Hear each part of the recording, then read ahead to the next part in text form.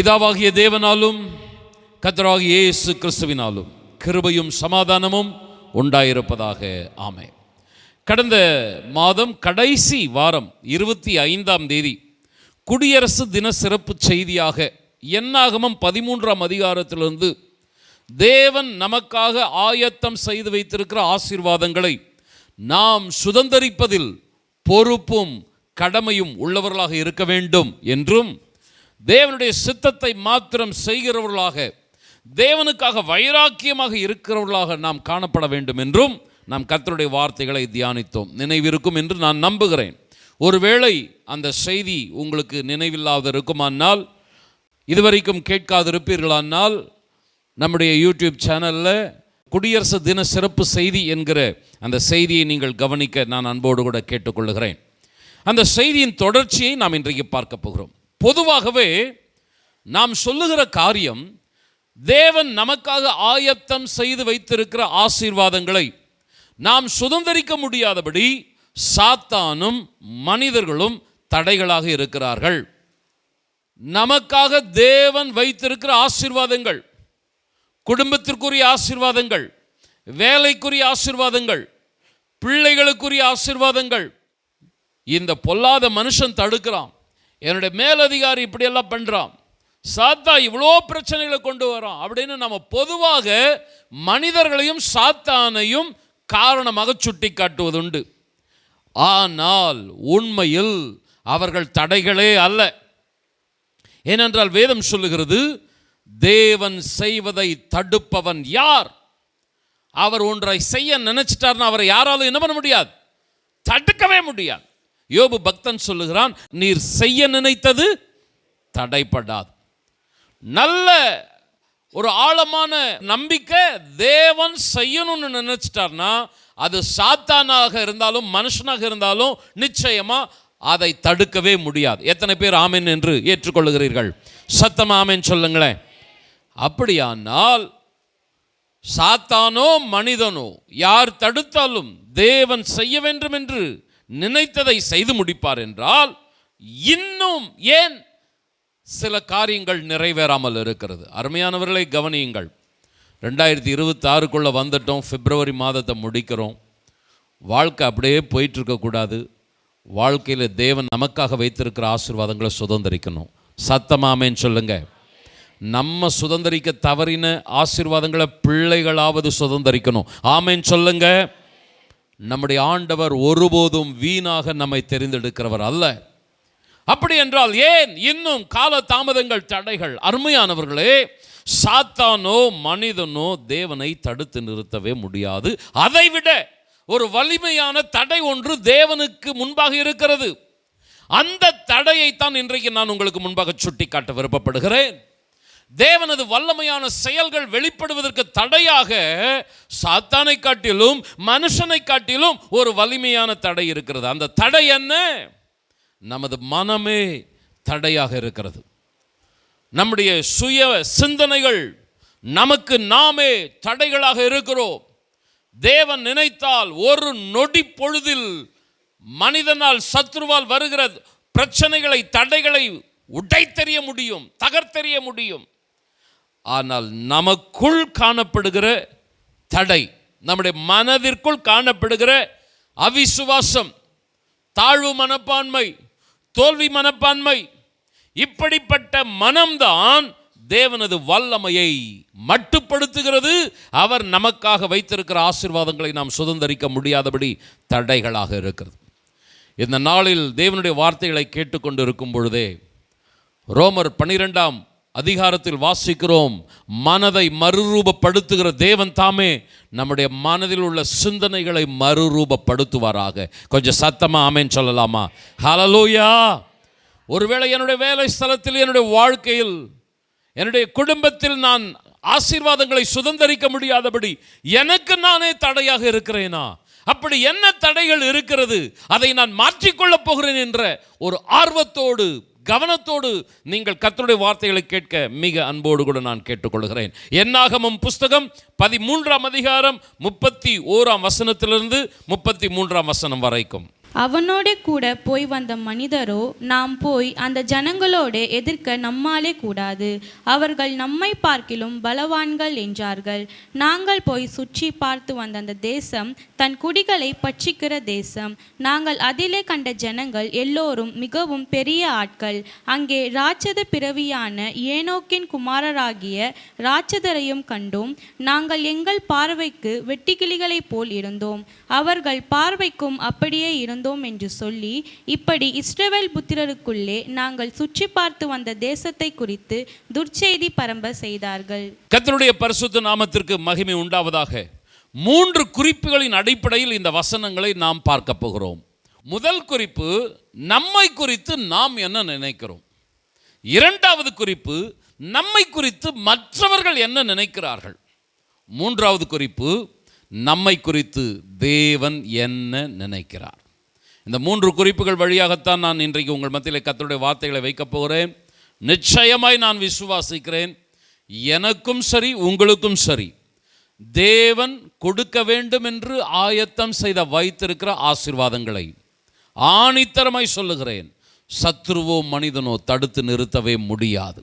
ஆனால் நமக்குள் இருக்கிற தடைகள், மனதில் காணப்படுகிற தடைகள் தேவனுடைய ஆசீர்வாதத்தை தடுத்து நிறுத்த முடியும். சுதந்தரிக்க முடியாதபடி கடைசி வரைக்கும் அது தடையாகவே மாறிவிட முடியும். ஆண்டவர் நம்மை பலப்படுத்துவாராக. முதலாவது குறிப்பு, நம்மை குறித்து நாம் என்ன நினைக்கிறோம். 31ஆம் வசனத்தில் நீங்கள் பார்ப்பீர்களானால், நாம் போய் அந்த ஜனங்களோடு எதிர்க்க நம்மாலே கூடாது, அவர்கள் நம்மை பார்க்கிலும் பலவான்கள். முதல் தடை, எங்களாலே முடியாது, எங்களுக்கு அந்த சக்தி கிடையாது, எங்களுக்கு எதிராக இருக்கிறவர்களோ எங்களை காட்டிலும் பலவான்கள், அவர்கள் மிகவும் பெரிய ஆட்களாக இருக்கிறார்கள், ராட்சதர்களைப் போல இருக்கிறார்கள். நாங்களோ அவருடைய பார்வைக்கு எப்படிப்பட்டவர்களாக இருக்கிறோம், வெட்டுக்கிளிகளைப் போல இருக்கிறோம். தேவனது ஆசீர்வாதங்களை சுதந்தரிப்பதற்கு நம்மிடத்தில் காணப்படுகிற முதல் தடை தாழ்வு மனப்பான்மை. என்னால் முடியாது, என்னால் முடியாது. எக்ஸாம் எழுதுகிற மாணவர்களுக்கு, மாணவிகளுக்கு எல்லா ஸ்கூல்லையும் ஒரு கவுன்சிலிங் கிளாஸ் ஒன்று உண்டு. இந்த நாட்களிலே பிப்ரவரி மார்ச் மாத நாட்களிலே எல்லா ஸ்கூலிலும் நடத்தப்பட்டிருக்கும். அவர்களுக்கு அந்த நம்பிக்கையை கொடுப்பார்கள். முடியாது என்று நினைக்காதே. தாழ்வு மனப்பான்மை அது என்ன கொண்டு வந்துடும், தோல்வி மனப்பான்மையை கொண்டு வந்துடும். அந்த மனதில் நீ இருக்கக்கூடாது. நீ என்னால் முடியும் என்கிற ஒரு நம்பிக்கையிலே கடந்து வர வேண்டும் என்பதுதான் இந்த நாட்களில் சொல்லப்படுகிற ஒரு ஆலோசனை. இன்றைக்கு அருமையானவர்களே, தேவனது ஜனங்களாகிய நம்முடைய வாழ்க்கையிலும் எத்தனையோ பிரச்சனைகளை சந்தித்து கொண்டிருக்கிறோம். நம்முடைய சக்தியை காட்டிலும் அதிகமான பிரச்சனைகளை நாம் சந்திக்கிறவர்களாக இருக்கிறோம். இப்படிப்பட்ட பிரச்சனைகளுக்கு மத்தியிலே நம்முடைய இருதயம் ஒரு முடிவுக்கு வந்து விடுகிறது, இந்த பிரச்சனையிலே நம்மால் ஜெயிக்க முடியாது, இது நிச்சயமாய் நம்மை வீழ்த்திவிடும், நமக்கு ஏதோ ஒன்று ஆகிவிடப் போகிறது. இதுதான் நம்மால் முடியும் என்கிற எண்ணத்துக்கு மாறாக இருக்கிறதான தாழ்வு மனப்பான்மை. தாழ்மை என்பது வேறு, தாழ்வு மனப்பான்மை என்பது வேறு. கவனியுங்கள், தாழ்மை என்பது செயல்படக்கூடிய ஆற்றல், சக்தி, இவைகளெல்லாம் இருந்தாலும் நம்மை நாம் உயர்த்தி பெருமையாய் பேசாதபடி அமைதியாய் அமர்ந்திருப்பது தான் தாழ்மை. ஆனால் தாழ்வு மனப்பான்மை என்பது என்னென்றால், நமக்குள் ஆற்றல் இருக்கும், நமக்குள் நல்ல சக்தி இருக்கும், ஆனால் செயல்பட முடியாதபடி நம்மை முடக்கி போடும். இதுதான் தாழ்வு மனப்பான்மை. தாழ்மை வேறு, தாழ்வு மனப்பான்மை வேறு. ஒரு பெருமையான குணம் வந்து விடாதபடி, ஆற்றல் இருந்தாலும் வல்லமை இருந்தாலும் செயல்படுத்திவிட்டு நான் அல்ல ஆண்டவர் தான் எல்லாம் என்று சொல்வது தாழ்மை. ஆனால் ஆற்றல் இருந்தாலும், சக்தி இருந்தாலும், திறன் இருந்தாலும் செயல்பட முடியாதபடி நமது மனதிற்குள்ளே காணப்படுகிற எண்ணங்கள் நம்மை சிறைப்படுத்துகிறபடினாலே என்னால் முடியாது என்று நாம் முடங்கி விடுவோம். இது தாழ்வு மனப்பான்மை. இந்த தாழ்வு மனப்பான்மை அதற்கடுத்த கட்டமாக தோல்வி மனப்பான்மையாக வந்துவிடும். என்னால் நிச்சயமாக வெற்றி பெற முடியாது, என்னால் நிச்சயமாய் சாதிக்க முடியாது. அருமையானவர்களை கவனியுங்கள், ஒரு மனிதன் எவ்வளவு பலசாலியாக இருந்தாலும் அவனது மனம் வலிமையாக இல்லாவிட்டால் அவன் செயல்படாத ஒரு பொம்மை தான். அவன் நல்ல ஜிம்முக்கு போய் தன்னுடைய உடம்பை நல்ல திடகாத்திரமாக வைத்திருக்கலாம், ஆனால் அவனுடைய மனம் பலவீனமாக இருக்குமானால், வலிமையற்றதாக இருக்குமானால், அவன் ஒரு பொம்மை தான், ஷோகேஸில் இருக்கிற ஒரு பொம்மை மாதிரி தான். அதே சமயம் ஒரு மனுஷன் பலவீனமானவனாக இருந்தாலும், அந்த அளவுக்கு ஒரு சரீரத்திலேயோ அல்லது மற்ற பணபலத்திலேயோ பின்பலத்திலேயோ எந்த ஒரு வல்லமை ஆற்றல் இல்லாதவனாக இருந்தாலும், மனம் மாத்திரம் வலிமை உள்ளதாக இருந்தால் அவன் சாதிக்கிறவனாக இருப்பான். சரித்திரத்தில் மாபெரும் வெற்றிகளை புரிந்த நபர்களுடைய அந்த பின்னணியை நீங்கள் எடுத்து பாருங்கள். அவருடைய பின்னணி சாதாரணமானதாக இருக்கும். எளிய குடும்பத்தில் சாதாரண பின்னணியில் வந்தவர்கள், ஆனால் அவர்களுக்குள் இருக்கிற மன வலிமை பல காரியங்களை அவர்கள் சாதித்திருக்கிறார்கள். அதே சமயத்தில் ராஜ குடும்பத்தில், அரச குடும்பத்தில் பிறந்து ஒன்றும் இல்லாமல் ஓட்டாண்டியான போனவனுங்களும் இருக்கிறாங்க. உன்னுடைய பின்னணி என்னன்றது முக்கியம் கிடையாது, ஆனால் உன்னுடைய மனதில் இருக்கிற ஆக்கப்பூர்வமான சிந்தனை என்ன என்பதுதான் முக்கியம். எத்தனை பேர் ஆமென் சொல்லுகிறீர்கள்? ஒரு மனிதனை இயக்கக்கூடியது அவனுடைய மனதில் இருக்கிற சிந்தனைகள். அந்த சிந்தனை தான் அவனை இயக்கக்கூடியது. அந்த சிந்தனை கெட்டு போச்சுன்னா அவனுடைய இயக்கம் கெட்டு போயிடும். பிரதர் அண்ட் சிஸ்டர், உங்களுடைய மனதை கர்த்தர் மறுரூபப்படுத்துவாராக. கொஞ்சம் ஆமென் சொல்லுங்களேன். ஆண்டவர் இந்த காலவெளியில் சொல்கிறாரு, உனக்கு விரோதமாக இருக்கிற பிரச்சனை அதுக்கு தடை சாத்தான் இல்லை மகளே, மனுஷன் இல்லை மகனே, சகோதரனே. அந்த பிரச்சனை மாறுவதற்கு நீயே தடையாக இருக்கிறாய் என்பது ஆண்டவருடைய வார்த்தை. இங்கே நம்ம வரலாம். தேசத்தை உளவு பார்க்க 12 பேர்கள் சொல்லுகிறார்கள். அந்த 12 பேர்களில் 10 பேர் நெகட்டிவ் தாட்ஸ், எதிரடையான சிந்தனைகள், அவர்களுடைய நினைவுகள் அவர்களை முடக்கி போடுகிறது. அவர்கள் பாசிட்டிவான அல்லது ஆக்கப்பூர்வமான சிந்தனையுடையவர்களாக அவர்கள் இல்லை. அன்பானவர்களை, ஒன்றை நீங்கள் சிந்தித்து பார்க்க வேண்டும். உண்மையாக சொல்லப்போனால் நம்முடைய பிரச்சனைகள் வலிமையானது தான். நமக்கு எதிராக இருக்கிற மனிதனோ சத்ருவோ நம்மை காட்டிலும் அவன் பலமுள்ளவன் தான், அதில் மாற்று கருத்தே இல்லை. ஆனால் பிரச்சனையை நாம் எந்த விதத்தில் எதிர்கொள்ளுகிறோம்? நம்முடைய சுயபலத்தில் எதிர்கொள்ளுகிறோமா? நம்முடைய சொந்த ஞானத்தில் எதிர்கொள்ளுகிறோமா? நிச்சயமாய் தடுமாற்றம் அடைவோம். தாழ்வு மனப்பான்மையும் தோல்வி மனப்பான்மையும் வந்துவிடும். நான் பலவீனமானவன் தான், ஆனால் என் கரத்தை பிடித்திருக்கிறவர் உலகத்தில் இருக்கிறவனிலும் பெரியவர். கரங்களை தட்டி ஆமென். என்னை பலப்படுத்துகிற கிறிஸ்துவினாலே எல்லாவற்றையும் செய்ய எனக்கு பலன் உண்டு. பவுல் அப்போஸ்தலன் கம்பீரமாய் முழங்குகிறான். அன்பானவர்களே, உண்மையாய் சொல்ல போனால் உங்களுடைய பிரச்சனை மிகவும் கடினமானது. உங்களுக்கு எதிராக இருக்கிற மனிதனோ சத்ருவோ உங்களை காட்டிலும் வலிமையானவர்கள், அது ஒரு பிரச்சனையே அல்ல. ஆனால் உங்களுடைய மனதில் இருக்கிற சிந்தனை, பிரச்சனை மோசமானது தான், ஆனால் என்னோடு இருக்கிறவர் பெரியவர், எனக்குள் இருந்து செயலாற்றி மகிழ்கிற தேவன், அவர் எனக்காக யாவையும் செய்து முடிக்கிறவராக இருக்கிறார். சத்தமா ஆமென் சொல்லுங்களேன். இந்த 10 பேருக்குள்ள பிரச்சனை உண்மையா பெருசுதாங்க. இருக்கிறது ராட்சதர்கள் தான். அந்த இடத்தை சுதந்திரிக்கிறது அவ்வளவு சுலபம் இல்லை தான். ஆனா உன்னை அனுப்பினது யார்? அந்த கானானை கொடுப்பேன் என்று சொன்னது யார்? என்னை அனுப்பினது கர்த்தர். ஹல்லேலூயா. வாக்குத்தத்தம் கொடுத்தது கர்த்தர். ஆமென். ஹல்லேலூயா. போகும்போது என்ன அவங்க நினைச்சிட்டு போயிருக்கணும்னா, ஆண்டவரே நான் பலவீனம்தான்ப்பா, ஆனால் என்னோடு நீர் இருப்பீரானால் என்னால் எல்லாவற்றையும் செய்ய முடியும். ஆமென் சொல்லுங்க. நீங்கள் எந்த சூழ்நிலையானா நீங்கள் கடந்து போங்க பிரதர் சிஸ்டர். உங்கள் வேலை ஸ்தலமாக இருக்கட்டும், உங்களுடைய படிப்பாக இருக்கட்டும், வாழ்க்கையில் நீங்கள் சந்தித்து கொண்டிருக்கிற கடுமையான நெருக்கடிகளாக இருக்கட்டும், உங்களுடைய பிரச்சனை மோசமானது தான். உங்களுக்கு எழும்பி நிற்கிற அந்த சூழ்நிலை மலை போல பயங்கரமானது தான். ஆனால் நீங்கள் சொல்லுங்கள், என்னோடு இருக்கிறவர் கர்த்தர். ஹல்லேலூயா. என் கரத்தை பிடித்திருக்கிறவர், அவர் உலகத்தில் இருக்கிறவனை காட்டிலும், அந்த பிசாசை காட்டிலும், இதோ போராடி கொண்டிருக்கிறானே இந்த மனிதனை காட்டிலும் என்னோடு கூட இருக்கிறவர் பெரியவர். அந்த நினைவு நம்மளை என்ன பண்ணியிருக்கும்? இயக்கும், நம்மளை உந்தி தள்ளும். ஆனால் அந்த நினைவு நம்மில் இல்லாவிட்டால் நம்முடைய கால்கள் நடக்கும், நமது மனம் நம்மை பின்னுக்கு இழுக்கும். முடியாது, உன்னால் ஜெயிக்க முடியாது. ஆதலால் உங்களுடைய நடைகள் தடுமாற்றம் அடையும். இப்படிப்பட்டவர்கள் தாங்களும் கலங்குவார்கள், மற்றவர்களையும் கலங்கச் செய்வார்கள். இந்த 10 பேர் செய்த காரியம் என்னன்னா, அவர்களும் பயந்து மற்றவர்களையும் பயப்பட வைப்பார்கள். பயப்படுகிற ஒரு பெற்றோர் பயப்படுகிற சந்ததியை தான் உருவாக்க முடியும்.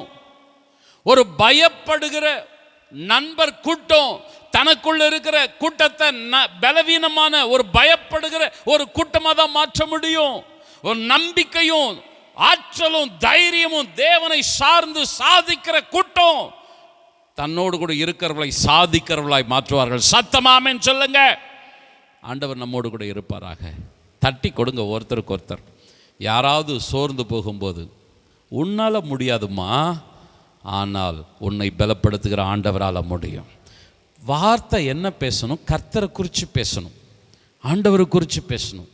நான் அவன் இதையே பேசிட்டு இருந்தீங்கன்னா தாழ்வு மனப்பான்மை வந்துடும்.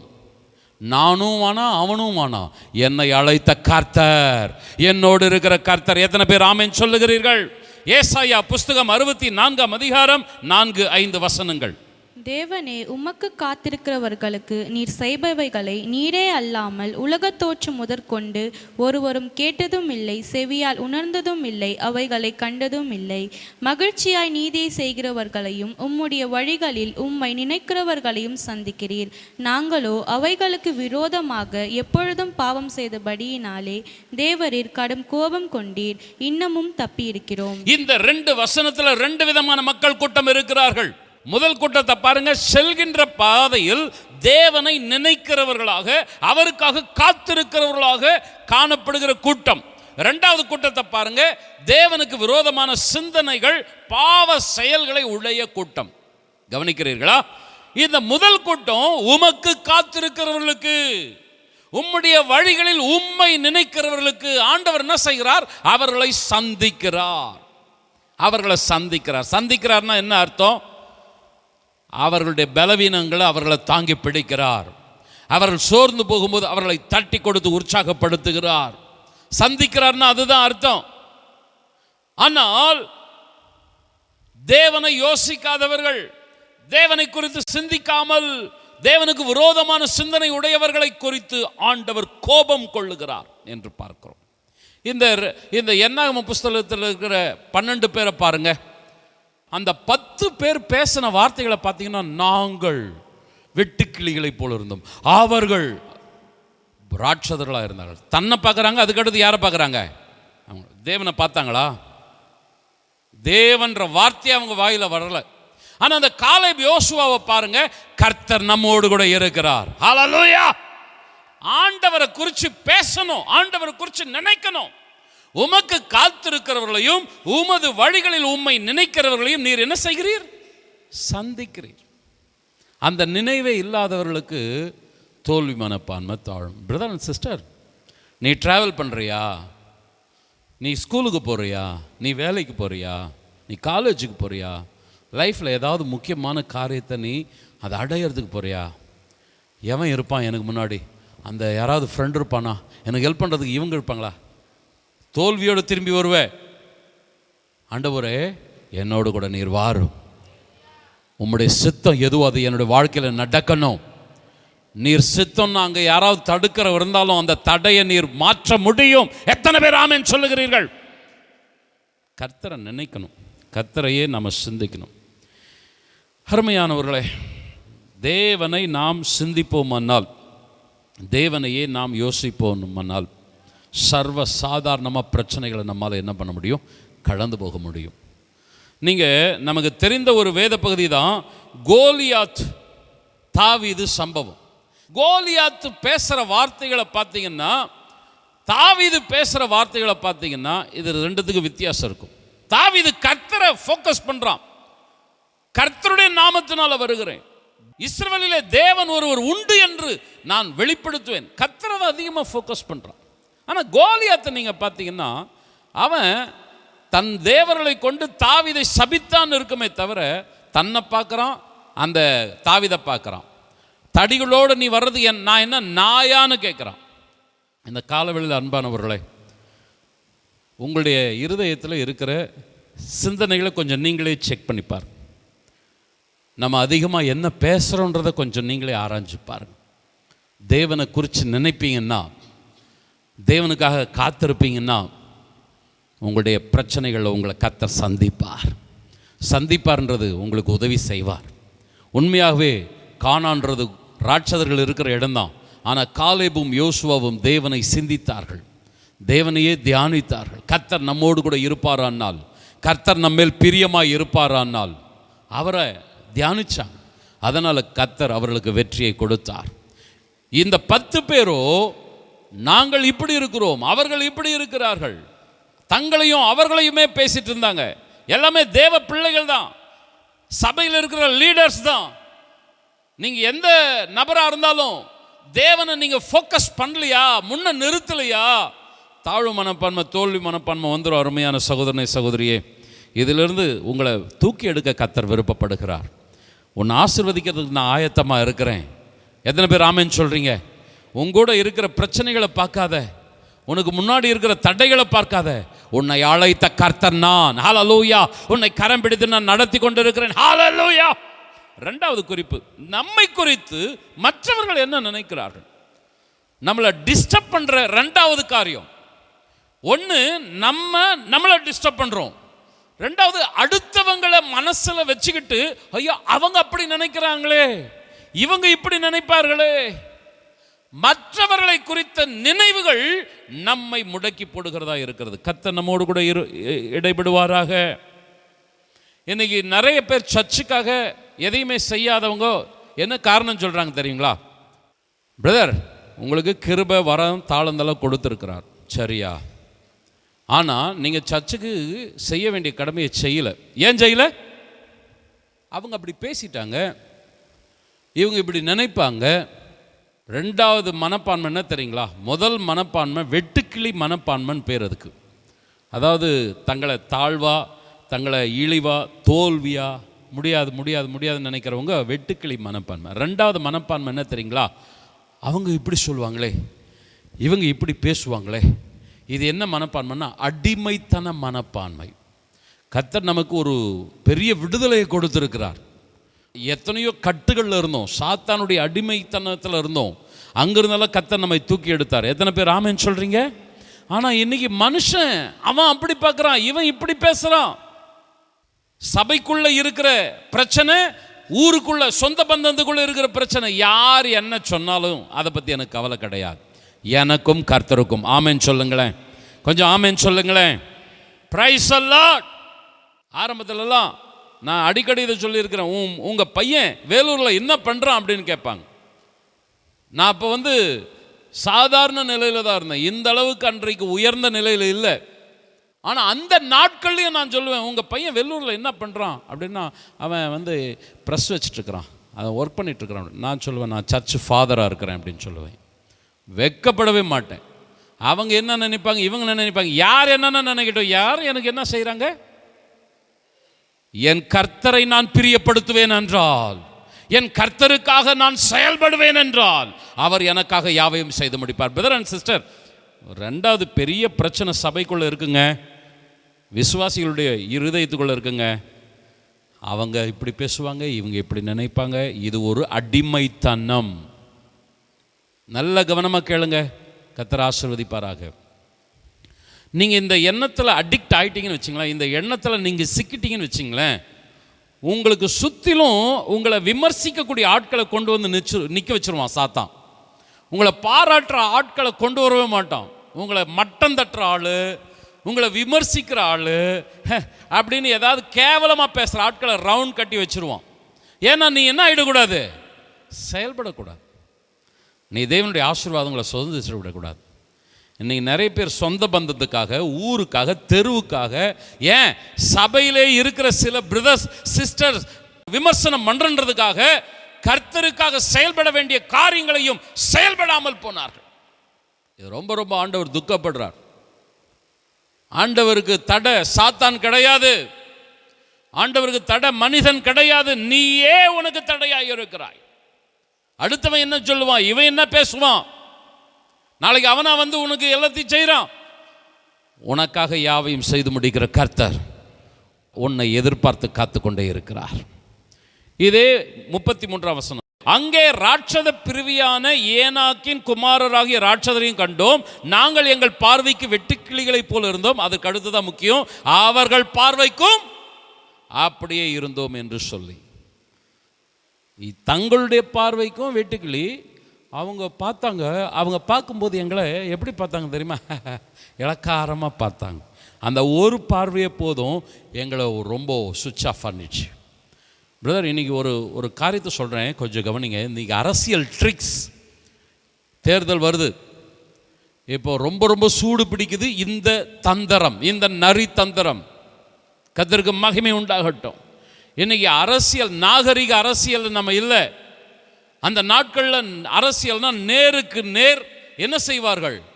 நல்ல வாதங்களை வைப்பார்கள், ஒரு டிபேட்டே நடத்துவார்கள். எதிர்கட்சி ஆளுங்கட்சி டிபேட்டே நடத்தி குறைகளை சுட்டி காட்டி காரியங்களை பேசுவார்கள். நல்ல நாகரிக அரசியல் கடந்து போய்விட்டது. இன்றைக்கு என்ன அரசியல் தந்திரம் இருக்கு தெரியுங்களா? கொஞ்சம் கூர்மையாக கவனிங்க. அரசியலை பற்றி பேசலை, அதுக்கு அடுத்து அந்த பாயிண்ட் உங்ககிட்ட வரும். இன்னைக்கு வேட்பாளர்களை வீழ்த்துவதற்கு என்ன ஒரு தந்திரம் பயன்படுத்துகிறார்கள் என்றால், எல்லா கட்சிகளும் வைத்து கொண்டு இருக்கிற ஒரு முக்கியமான ஒரு காரியம் என்னன்னா, ஐடி விங்ஸ் அப்படின்ற ஒரு காரியத்தை வச்சிருக்கிறாங்க, வலைதள குழு. அந்த வலைதள குழு என்ன செய்யும்னா, சேற்றை வாரி பூசிக்கொண்டே இருக்கும். அந்த வேட்பாளர் மீது, போட்டியாளர் மீது தவறான பொய்யான குற்றச்சாட்டுகளை அல்லது அவதூறான காரியங்களை எடுத்து போட்டுக்கொண்டே இருப்பாங்க. ஒரு நல்ல நேர்மையான ஒரு நபரால இந்த தூஷணமான வார்த்தைகள் தாங்கவே முடியாது. ஐயோ, அரசியல் ஒரு சாக்கடை, இதற்கெல்லாம் நான் வரவே மாட்டேன் அப்படின்ட்டு அப்படிப்பட்டவர்கள் ஓடியே போயிட்டாங்க. ஒரு சிலர்ல அப்பா என்னை விட்டு கூப்பிடவே கூப்பிடாதுன்னு போயிட்டாங்க. ஏன்னா அவர்களை விரட்டுறதுக்கு அரசியல்வாதிகள் வைத்திருக்கிற தந்திரம், சேற்றவாரி போசு, தவறான அபாண்டமான குற்றச்சாட்டுகளை தூக்கி போடு. அதனால் அவங்க மன உளைச்சல், மன விரக்தி அடைந்து ஓடிடுவாங்க. வானா நமக்கு இது அப்படின்னு ஓடிடுவாங்க. அப்படியே அவர்கள் போட்டிக்கு வந்தாலும் இன்னும் குற்றச்சாட்டுகளை மக்கள் மனதில் கொண்டு போய் புகுத்து, மக்கள்கிட்ட கொண்டு போ. ஒன்று போட்டியாளர்கள்கிட்ட, ரெண்டாவது மக்கள்கிட்ட அபாண்டமான காரியங்களை சொல்லி சொல்லி துர்ச்செய்தியை பரப்பிக்கொண்டே இருந்து தவறான ஒரு பிம்பத்தை அந்த வேட்பாளர்களை குறித்து கொண்டு வருவது. தோல்வி அடைய வைக்கிறதுக்கு நேர்மையான அரசியல் இருக்கணுங்க. எத்தனை பேர் ஆமேன்னு சொல்றீங்க? ஒரு அரசியல் நேர்மன்னா என்னன்னா, நேருக்கு நேர் நின்று நல்ல ஆரோக்கியமான விவாதத்தை வைத்து, இதுதான் நல்ல அரசியல் களம். இன்னைக்கு நம்ம இருக்கிற அரசியல் களம் அது கிடையாது. கேவலமாக இருக்குது, ரொம்ப ரொம்ப மோசமாக இருக்கிறது. இல்லாததையும் பொல்லாததையும் தவறானதையும் பொய்யானதையும் சொல்ல சொல்ல சொல்ல, ஒரு பொய்யை 100 முறை சொன்னால் 1000 முறை சொன்னால் அது என்ன ஆகிவிடும்? உண்மையாகிவிடுன்ற ஒரு கூற்றை வச்சுட்டு இன்னைக்கு ஐடி விங்ஸ் எல்லா கட்சியிலும் இறங்கி பம்பரமாக வேலை செஞ்சுட்டு இருக்கிறாங்க. இங்கே மெசேஜுக்கு வந்துடலாம், அரசியல் அப்புறம் பார்த்துக்கலாம். Praise the Lord. இன்னைக்கு உங்களை குறித்து இதே ட்ரிக்ஸை தான் சாத்தான் பயன்படுத்துகிறான். நீ ரொம்ப ஆக்டிவான பர்சன், எப்படி ஒரு போட்டியில் நின்னா அந்த அரசியல்வாதி வெற்றி பெற்றுடுவானோ அதுபோல் நீ கர்த்தருக்காக இறங்கினேன்னா நீ சாதிப்ப. ஆமேன்னு சொல்லு. ஆனால் உன்னை சாதிக்க விடாமல் சத்துரு முடக்கிறான். Brother sister, முடக்கிறான். முதல்ல நெகட்டிவ் தாட்ஸ் கொண்டு வந்துட்டான், தாழ்வு மனப்பான்மை, தோல்வி மனப்பான்மை. உன்னால் முடியாது, அவங்க எவ்வளோ ஆள் தெரியுமா, இவங்க எப்படி தெரியுமா, அப்படியெல்லாம் பண்ணான். இப்போ என்ன கொண்டு வரான்னா, உன் மேலே சேர வாரி பூசி அடிமைத்தனம். இல்லை வனப்பா நமக்கு அப்படின்னு ஆண்டவர் நமக்கு கிருபைகளை கொடுத்திருந்தாலும், வரங்களை கொடுத்திருந்தாலும், தாளந்துகளை கொடுத்தாலும் அதையெல்லாம் புடைத்து போடுகிற ஒரு அடிமைத்தன மனம் இன்றைக்கு இருக்கிறது. வேண்டாம் பிரதர் அண்ட் சிஸ்டர், ஒரு அன்பான வேண்டுகோளை வைக்கிறேன். காலம் இன்னும் எவ்வளோன்னு நமக்கு தெரியல. இன்னும் எவ்வளோ காலம் என் கையில் இருக்கும், உங்கள் கையில் இருக்கும். கர்த்தர் வருகிற காலம் எவ்வளோ நாள் இருக்கும் தெரியல. யாருக்காக வாழ்கிறீங்க? சொந்த பந்தம் அப்படி பேசுது, நண்பர்கள் இப்படி கேவலமாக பேசுகிறாங்க. ஆரம்பத்தில் இந்த தெரு வழியாக சபைக்கு வர்றதுக்கே நிறைய பேர் வெட்கப்படுவாங்க. முள்ளு வழியாக அப்படி வழியாக அப்படியெல்லாம் சுற்றிட்டு வருவாங்க. ஆனால் அந்த விசுவாசிகள் இன்றைக்கி எப்படி வராங்கன்னா, கையில் பைபிள் வச்சுக்கிட்டு நேர் வழியாய் வருகிறார்கள். Praise the Lord. என்ன சொன்னால் சொல்லட்டுமே, ஆமேன்னு சொல்லுங்க. ஒருவேளை ஆரம்பம் அப்படி இருக்கலாங்க, அவங்க அப்படி பேசிடுவாங்க, இவங்க இப்படி பேசிடுவாங்க. ஆனால் உங்களுக்குள்ள ஆண்டவர் பலமாக கிரியை செய்யணும். யார் என்ன சொன்னாலும் நான் அந்த நபர்களுக்கு அடிமை அல்ல, என் தேவன் என்னை தூக்கி எடுத்திருக்கிறார். ஹல்லேலூயா. 1 சாமுவேல் 17ஆம் அதிகாரம் 43-44. பெலிஸ்தன் தாவீதை பார்த்து, நீ தடிகளோடே என்னிடத்தில் வர நான் நாயா என்று சொல்லி அவன் தன் தேவர்களை கொண்டு தாவீதை சபித்தான். பின்னும் அந்த பெலிஸ்தன் தாவீதை பார்த்து, என்னிடத்தில் வா, நான் உன் மாம்சத்தை ஆகாயத்து பறவைகளுக்கும் காட்டு மிருகங்களுக்கும் கொடுப்பேன் என்றான். இந்த 2 வசனத்தை ஃபர்ஸ்ட் பாயிண்ட்டுக்கும் நான் பொருத்த முடியும், இந்த 2வது பாயிண்ட்டுக்கும் பொருத்த முடியும். நீ தடிகளோடு என்னிடத்தில் வருவதற்கு நான் என்ன நாயா? ஃபர்ஸ்ட் சேர வாங்கி பூசுறான், அடிக்கிறான். அப்படி இருந்தும் தாவீது இல்ல நான் வருவேன் அப்படின்னு வர்றான். அப்படி வரும்போது அதுக்கு அடுத்த ஒரு காரியத்தை எடுத்து அடிக்கிறான். என்னிடத்தில் வா, நான் உன் மாம்சத்தை ஆகாயத்து பறவைகளுக்கு காட்டு மிருகங்களுக்கும் கொடுப்பேன். பயமுறுத்துறான். ஒன்று அவமானப்படுத்துவான், நாயா அவமானம். அசட்ட பண்ணினான்னு அதுக்கு முந்தின வசனம் இருக்கும். அருமையானவர்களே, ஒன்று கொஞ்சம் அப்படியே கற்பனையில் வாங்க. கோலியாத்து எவ்வளோ ஜைஜாண்டிக்காக இருக்கிறான்.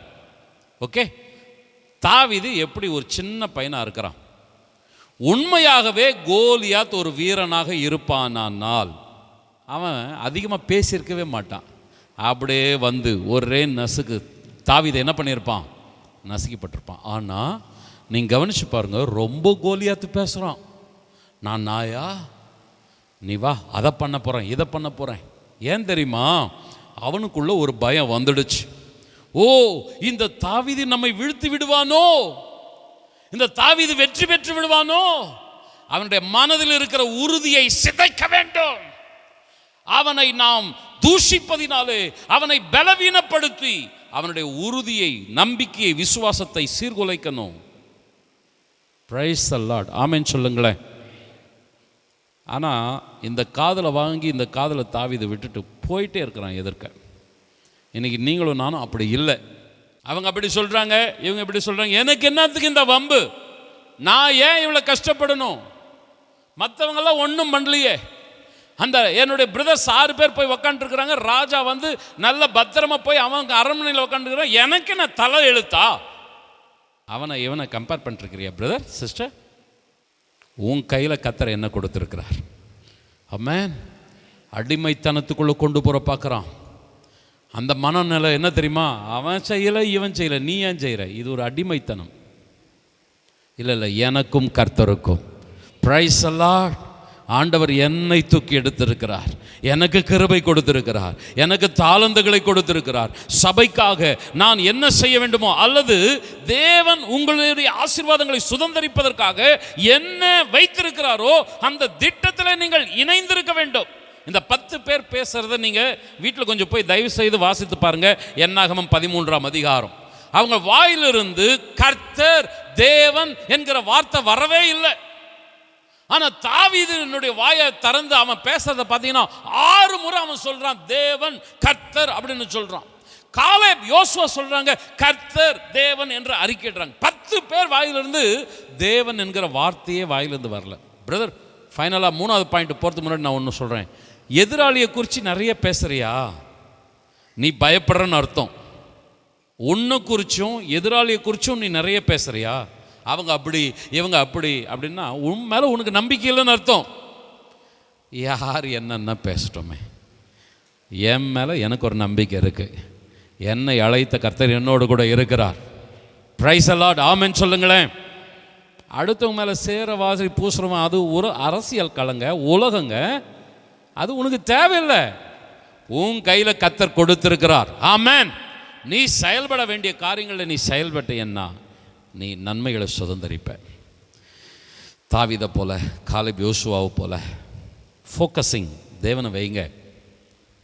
சாத்தான் அவங்கள பலவீனப்படுத்த என்ன வார்த்தைகளை பிரயோஜனப்படுத்தினாலும் நீங்கள் பலவீனம் அடையாமல் வைராக்கியம் உள்ளவர்களாக இருங்க. ஒரு நாள் வரும், தடைகளை தாண்டுவீர்கள். உம்மாலே ஒரு சேனைக்குள், என் தேவனாலே ஒரு மதிலையும். ஹல்லேலூயா. நீ என்னடா ஒத்தையா இருக்கிற, என் தேவன் எனக்கு துணையா இருப்பாரானா சேனைக்குள்ளே பாய்வேன். ஆமென் சொல்லுங்க. ஹalleluya. என்ன காட்டிலும் உயரமான ஒரு பிரச்சனையை கொண்டு வந்து தடையா கட்டி வச்சிருந்தாலும் என் தேவன் எனக்கு உதவி செய்வாரானால் அந்த மதிலையும் என்னாலே தாண்ட முடியும். சத்தமா ஆமென் சொல்லுங்களேன். ஆண்டவரை கொஞ்சம் இணைத்து கொள்ளுங்கள். அதிகமாக மற்றவர்களை குறித்து பேசாதீங்க. அவங்க என்ன நினைப்பாங்க, இவங்க என்ன பேசுவாங்க. ஆண்டவர், நீர் என்னை தெரிந்தெடுத்த நோக்கம் நிறைவேறணும். ஆமென் சொல்லுங்க. ஃபைனலி நம்மை குறித்து தேவன் என்ன நினைக்கிறார். முக்கியமாக இந்த பாயிண்ட்டை கொஞ்சம் நீங்கள் கவனிக்க அன்பாய் கேட்கிறேன். நம்மை குறித்து தேவன் என்ன நினைக்கிறார். நம்முடைய தேவன் சாதாரணமானவர்களை தெரிந்து கொண்டுதான் அசாதாரணமான காரியங்களை செய்கிறார். வேதத்தில் நீங்கள் யாரை வேணுமானாலும் எடுத்து பாருங்க, எளியவர்களாக குப்பையாக ஒன்றுமில்லாதவர்களை தெரிந்தெடுத்து அவர்களை கொண்டு தான் மேன்மையான மகிமையான காரியங்களை செய்திருக்கிறார். அப்போ அவருடைய என்ன உன்னுடைய பின்னணி எப்படி என்ன இருக்கட்டும்பா, நீ யாரானா இருப்பா, உன்னை குறித்து யார் எப்படி வேணும்னா பேசட்டும்பா, நான் உன்னை குறித்து நினைத்திருக்கிற நினைவுகள். ஹalleluya. ஒரு முதல் காரியம் நம்மளே மட்டுப்படுத்திக்கிறோம். ரெண்டாவது காரியம் நம்முடைய சுற்றில் இருக்கிற சமுதாயத்தை வச்சு நம்ம முடக்கிறோம். ஆனால் மூணாவது காரியம், தேவன் நம்மை முடக்குகிறவர் அல்ல, மட்டுப்படுத்துகிறவர் அல்ல. நீ யார் தெரியுமா, குப்பை. நீ யார் தெரியுமா, தூசி அப்படின்னாலும் ஆண்டவர் சொல்லல, நீ என்னுடையவன், நீ என்னுடையவள். வேதத்தில் நியாயாதிபதிகள் 6ஆம் அதிகாரத்தில் நீங்கள் பார்த்தீங்கன்னா 12 முதல் 16 வரைக்கும் ஆண்டவர் கிதியோனை பார்த்து சொல்றாரு, பராக்கிரமசாலி. நீ யார் தெரியுமா, பராக்கிரமசாலி. 13ஆம் வசனம் அவன் நெகட்டிவா சொல்றான், எங்களுக்கு இதெல்லாம் ஏன் நேரிடுவோன்னு, ஆண்டவர் எங்களை கைவிட்டுட்டார். ரெண்டாவது அவன் தன்னை பற்றி சொல்றான், நான் மனாசையில் ரொம்ப என் குடும்பம் எளியது, என் வீட்டில் நான் எல்லாரும் காட்டிலும் சிரிவேன். அவனுடைய ஸ்டேட்மெண்ட் உண்மையானது. பிரதர் அண்ட் சிஸ்டர் கவனிங்க, கொஞ்சம் முடிக்கிறேன். குப்பை தாங்க, நம்ம சாதாரணமான தூசி தாங்க. ஆனால் ஆண்டவர் நம்மளை குறித்து என்ன நினைக்கிறார். அடுத்த உன்னை பார்த்து சொல்லுவான், நீ குப்பை, நீ தூசி அப்படின்னு. ஆனால் ஆண்டவர் உன்னை அப்படி சொல்லலை, நீ குப்பை, நீ தூசி சொல்லலை, நீ பராக்கிரமசாலி. ஹalleluya. நீ பராக்கிரமசாலி. ஆண்டவர், நான் பராக்கிரமசாலியா அப்படின்னு ஆச்சரியமாக கேட்கும்போது அடுத்து ஆண்டவர் சொல்றாரு, ஒரு மனுஷனை முறியடிக்கிறது போல இந்த பிரச்சனையை நீ ஒன்றும் இல்லாமல் ஆக்கிடுவேன். ஒரு மனுஷனை நீ அடிக்கிறது எவ்வளோ ஈஸியோ அவ்வளவு ஈஸியா இவ்வளோ மலை போல இருக்கிற பிரச்சனையை ஒன்றும் இல்லாமல் ஆக்கிடுவேன். உண்மையா ஆண்டவரே? அப்படி என்னால் செய்ய முடியுமா? எப்படி ஆண்டவரே? எந்த வகையில் நான் இதை செய்ய முடியும் ஆண்டவரே? நான் உன்னை அனுப்புகிறவர். ஹalleluya. உன்னோடு கூட நானே இருக்கிறேன். ஆமென் சொல்லுங்க. ஃபோக்கஸிங், நம்முடைய மைண்டில் ஃபுல்லாக தேவனை நினச்சிட்டே இருக்கணும். அந்த மீதியை அப்படி பண்ணிட்டாங்க, இப்படியெல்லாம் நஷ்டப்படுத்திட்டாங்க சொல்லிகிட்டே இருந்தீங்கன்னா தாழ்வு மனப்பான்மை, தோல்வி மனப்பான்மை, அடிமைத்தன மனப்பான்மை வந்துடும். ஆண்டவரே, நீர் என்னோடு கூட இருப்பீரானால் இழந்ததற்கும் பல மடங்காய் என்னாலே சுதந்தரிக்க முடியும். எத்தனை பேர் ஆமென் சொல்றீங்க? ஹalleluya. உண்மையாகவே அருமையானவர்களை, நான் மறுபடியும் இந்த செய்தியை முடிக்கிற நேரத்தில் சொல்கிறேன், நீங்கள் சாதாரணமானவர்கள் தான், உங்களால் எதையுமே சாதிக்க முடியாது தான். ஆனால் உங்களை பலப்படுத்துகிற கர்த்தரால் நீங்கள் எல்லாவற்றையும் சாதிக்க முடியும். ஆண்டவர் இயேசு கிறிஸ்து ஒரு இடத்துல சொல்கிறாரு, என்னை விசுவாசிக்கிறவர்கள், என் சீஷர்கள், நான் செய்கிற காரியங்களை மாத்திரம், கிரியைகளை மாத்திரமல்ல, என்னை காட்டிலும் பெரிய கிரியைகளை செய்வார்கள். ஆனால் எவ்வளோ நல்ல ஒரு எஜமான நல்ல ஆண்டவர் நம்மக்கிட்ட இருக்கிறாரு. மட்டம் தட்டுறவராக இருந்தால் என்ன தெரியுமா பண்ணுவேன்? ஏய், என்ன எனக்கு மேலே போகணும்னு நினைக்கிறியா அப்படின்னு மட்டம் தட்டும். ஆனால் நம்ம ஆண்டவர் சொல்கிறாரு, என்னை காட்டிலும் நீ பெரிய காரியங்களை. ஆண்டவர் நம்மளை குறித்து என்னங்க நினச்சிட்டு இருக்கிறாரு? நான் சாதிக்கணும்னா சாதிடா அப்படின்றார். பேதுருவை பார்த்து, ஆண்டவரே, நானும் ஜலத்தின் மேல் நடந்து வாட்டா? நீர் மட்டும்தான் நடக்க முடியுமா? நானும் நடக்கட்டா அப்படின்னு. வா. ஹல்லேலூயா. ஓவர் கொழுப்பெடுத்து ஆடாதனாலும் சொல்லலை, மிஞ்சி போய் மாட்டிக்காத அப்படின்னாலும் மட்டப்படுத்தலை. வா. எத்தனை பேர் ஆமேன்னு சொல்கிறீங்க? தேவன் உன்னை குறித்து என்ன தெரியுமா? உன்னை மட்டப்படுத்துவதோ, உன்னை குட்டி, உன்னை ஒன்றும் இல்லை அப்படின்னு சொல்லி உட்கார வைப்பதோ தேவ திட்டம் அல்ல. உன்னை எழுப்பி பிரகாசிக்க செய்வது. ஹல்லேலூயா. ஆனால் இந்த காலவெளியில் ஆண்டவர் ரொம்ப துக்கப்படுறாருங்க, ரொம்ப வருத்தப்படுறாருங்களே உங்களை என்ன நினச்சி. என்னாகமம் 14ஆம் அதிகாரம் 11ஆம் வசனம். கர்த்தர் மோசேயை நோக்கி, எதுவரைக்கும் இந்த ஜனங்கள் எனக்கு கோபம் உண்டாக்குவார்கள்? தங்களுக்குள்ளே நான் காட்டின சகல அடையாளங்களையும் அவர்கள் கண்டும் எதுவரைக்கும் என்னை விசுவாசியாதிருப்பார்கள்? ரொம்ப துக்கத்தோடு இருக்கிறாருங்க ஆண்டவர். 10 பேரை பார்த்து ரொம்ப துக்கப்பட்ட ஆண்டவர் இன்னைக்கு உங்களை பார்த்து என்னை பார்த்து ரொம்ப துக்கப்படுறார். எது வரைக்கும் இன்னும் நீ தோல்வி மனப்பான்மை, தாழ்வு மனப்பான்மை, அடிமைத்தன மனப்பான்மை? உன்னை கொஞ்சம் பின்னிட்டு திரும்பிப்பார். உன் துவக்கம் எப்படி இருந்துச்சு, இன்னைக்கு நீ எப்படி இருக்கிற? உன்னை அற்புதமாக அடையாளமாக நடத்தி வந்தது நான் அல்லவா? எத்தனை பேர் ஆமேன்னு சொல்கிறீங்க? உண்மை இல்லையா? உங்கள் சொந்த பலத்தில் தான் இவ்வளோ வளர்ந்துருக்கீங்களா? நான் சொல்லுவேன், இந்த வளர்ச்சிக்கு காரணம் நான் கிடையவே கிடையாது. இந்த வேலூரில் ஒரு குப்பை மாதிரி, ஒரு தூசி மாதிரி இருந்த என்னை கத்த தூக்கி உயரத்தில் வைத்திருக்கிறார். இதுவரைக்கும் நடத்தின ஆண்டவர் இன்னும் நடத்துவார். அடுத்தவங்க என்ன சொல்லுவாங்க, இவங்க என்ன சொல்லுவாங்க, அது என்னுடைய மண்டையில் ஏறவே கூடாது. நான் என்ன நானே மட்டப்படுத்தி கொள்ளவே கூடாது. இதுவரை மகிமைப்பட்டவர் இன்னமும் மகிமைப்படுவார். கரங்களை தட்டி ஹல்லேலூயா. ஆனால் ஆண்டவர் ரொம்ப துக்கப்படுறாருமா? யார்கிட்ட ஆண்டவர் பேசிட்டு இருக்கிறான்னு தெரியல. எது வரைக்கும் என்ன விசுவாசிக்காமல் இருப்பாங்க? இது வரைக்கும் இவ்வளோ அற்புதம் செஞ்சேன், இவ்வளோ அடையாளத்தை நடப்பித்தேன், இவங்க பலவீனமானவர்கள் என்று தெரிந்தே, இவர்கள் ஜெபத்தில் விசுவாசத்தில் பலவீனமானவர்கள் என்று தெரிந்தும் நான் இவ்வளோ அவர்களை தூக்கி விட்டேன். காரணம் என்னன்னா, இவர்கள் என்னை இன்னும் நம்பணுன்றதுக்காக. ஆனால் இன்னும் அதே அடிமைத்தன ஆவி, இன்னும் அதே தாழ்வு மனப்பான்மை, தோல்வி மனப்பான்மை. எது வரைக்கும் இவர்கள் இப்படி இருப்பார்கள்? இந்த 2026 பிப்ரவரி மாதம் ஏண்டு உங்களை பார்த்து அப்படி சொல்கிறாரா?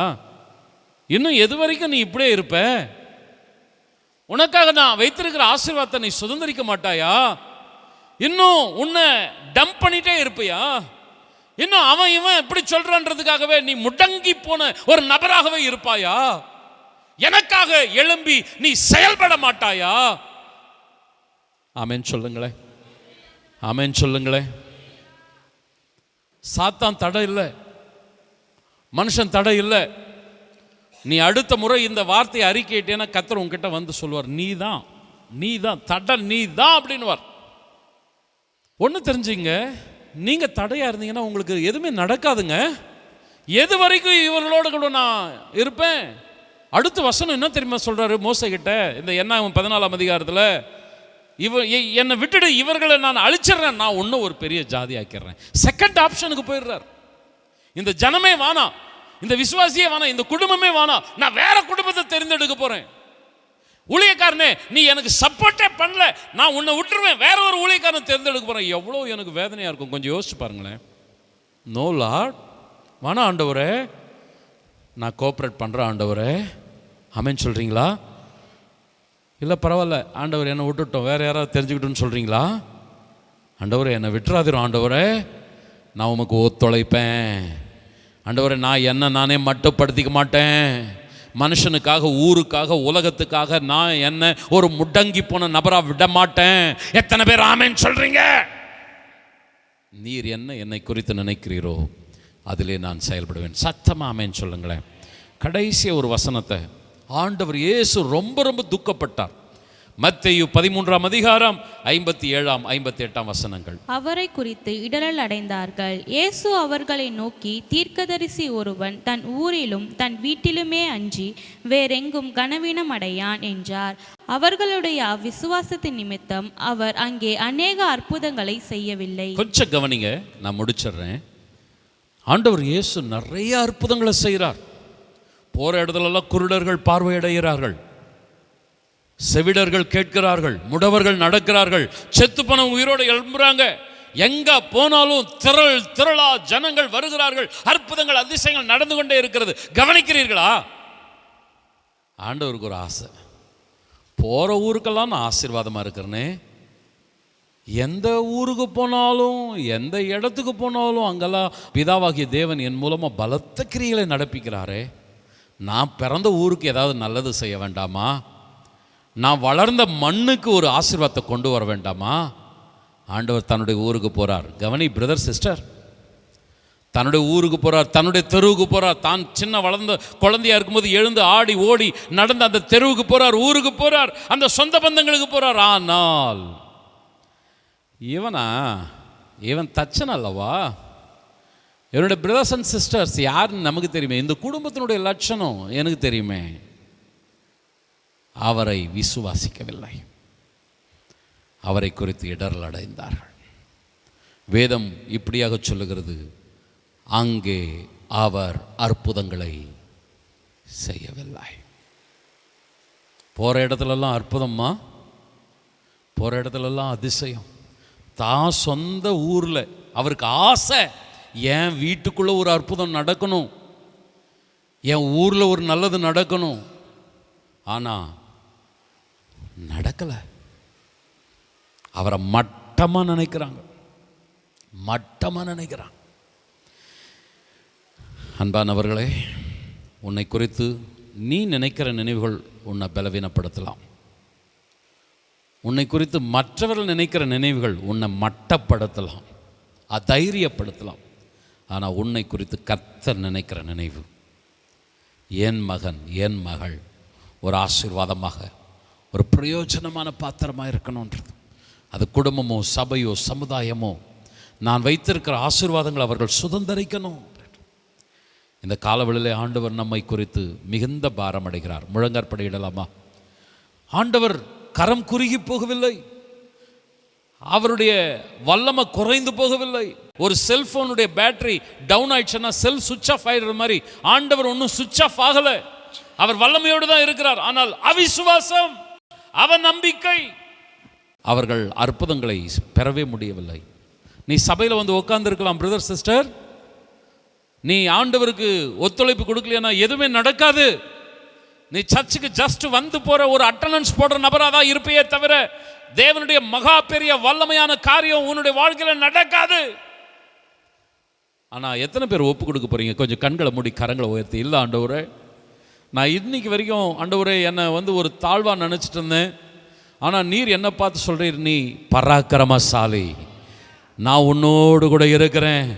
ஒரு மனுஷனை முறியடிப்பது போல சதனமல பதனமா உனக்கு விரோதமாக இருக்கிற பிரச்சனைகளை நீ ஒன்றுமில்லாமல் ஆக்குவாய். காரணம் என்ன தெரியுமா? உன்னை அனுப்புகிறவர் நான், உன்னோடு கூட இருக்கிறவர் நான். கரங்களை தட்டி கர்த்தரை மகிமைப்படுத்தலாமா? ஹல்லேலூயா, ஹல்லேலூயா. அநேகர் அநேக விதமாக பேசலாம். இயேசுவை கூட எத்தனையோ பேசினாங்க. அவன் பிசாசு பிடித்தவன், பெயல்செபூல்களின் ஆவினாலே அவன் பிசாசுகளை துரத்தினான். மட்டமா இயேசுவை பற்றி பேசினாங்க. எனக்கு என்னத்துக்குப்பா இந்த வம்பு? போயிட்டாரா தேவ சித்தத்தை விட்டுட்டு?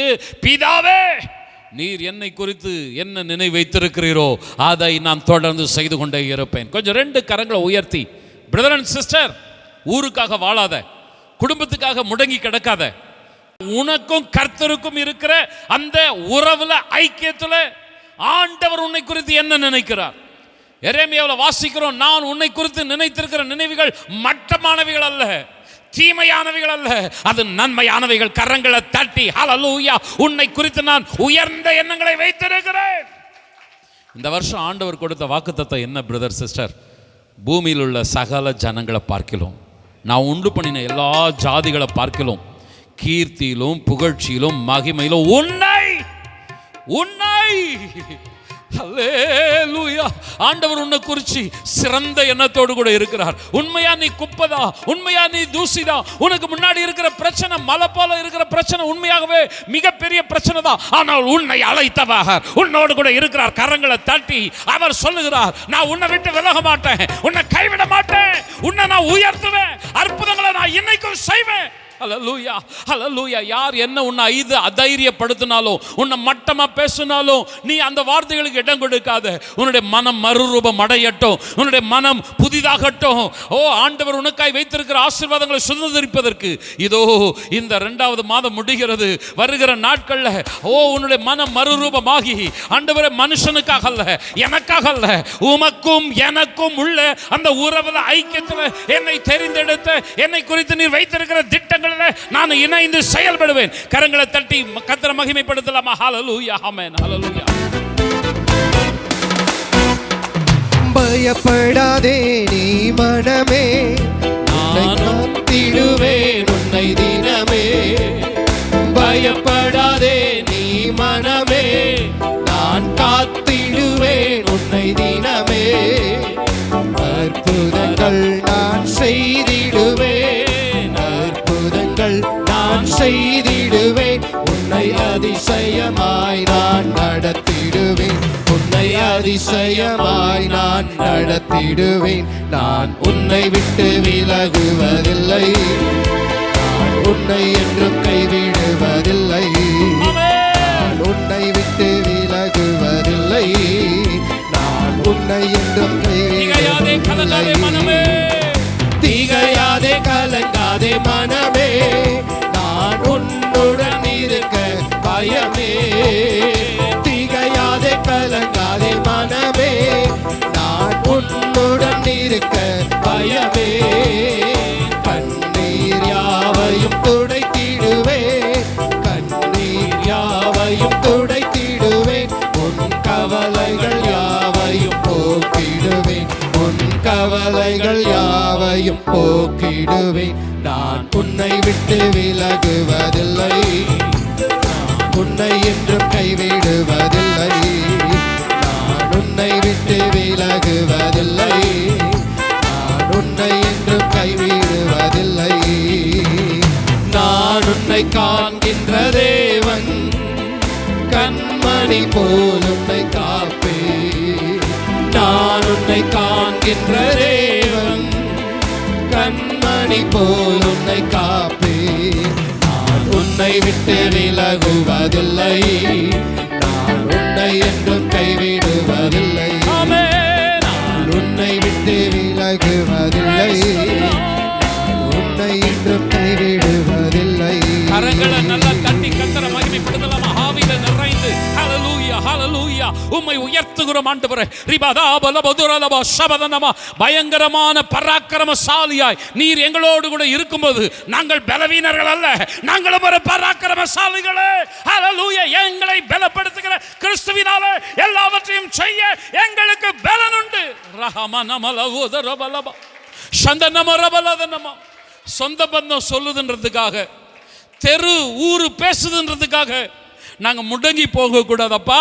ரெண்டு கரங்களை உயர்த்தி, ஏன் சபையில இருக்கிற பிரதர் சிஸ்டர் சில நேரம் கிரிட்டிசைஸ் பண்றாங்கன்றதுக்காக நான் அமைதியா இருந்திடக்கூடாது. கரங்களை தட்டி, கர்த்தாவே என்னை நம்பி, என்னை நம்பி நீர் கொடுத்த அபிஷேகம், ஆண்டவர் விசுவாசம், பரிசுத்தம், கிருபை வரங்கள் உம்முடைய நாமத்தை உயர்த்த உதவி செய்யும். ரெண்டு கரங்களை உயர்த்தி, ஆண்டவரே உம்முடைய நாமத்தை உயர்த்த எனக்கு கிருபை. ஆண்டவரே, நான் என்னை குறித்து நினைக்கிற நினைவு தவறாக இருக்கலாம், மனுஷன் என்னை குறித்து நினைக்கிற நினைவு, பேசுகிற பேச்சு மட்டமாக இருக்கலாம். ரெண்டு கரங்களை உயர்த்தி, நீர் என்னை குறித்து நினைத்திருக்கிற நினைவுகள் நன்மைக்கு ஏதுவானவைகள். கர்த்தர் நம்மை நினைத்திருக்கிறார், அவர் நம்மை ஆசீர்வதிப்பார். கரங்களை தட்டி ஹல்லேலூயா. நம்முடைய ஜனத்தை பலப்படுத்தும், தைரியப்படுத்தும். அவர்களுடைய சொந்த சிந்தனைகளினாலோ மற்றவருடைய வார்த்தைகளினாலோ அதைரியப்பட்டு விடாதபடி உம்முடைய வார்த்தைகளினால் பலன் கொள்ளட்டும், நன்மைகளை சுதந்தரிக்கட்டும், சாதிக்கட்டும். உம்முடைய நாமம் மகிமைப்படுவதாக. இயேசுவின் நாமத்தில் ஜெபிக்கிறோம் நல்ல பிதாவே, ஆமென். என் ஆத்துமாவே கர்த்தரை ஸ்தோத்திரி, என் முழுமே பரிசுத்த நாமத்தை ஸ்தோத்திரி.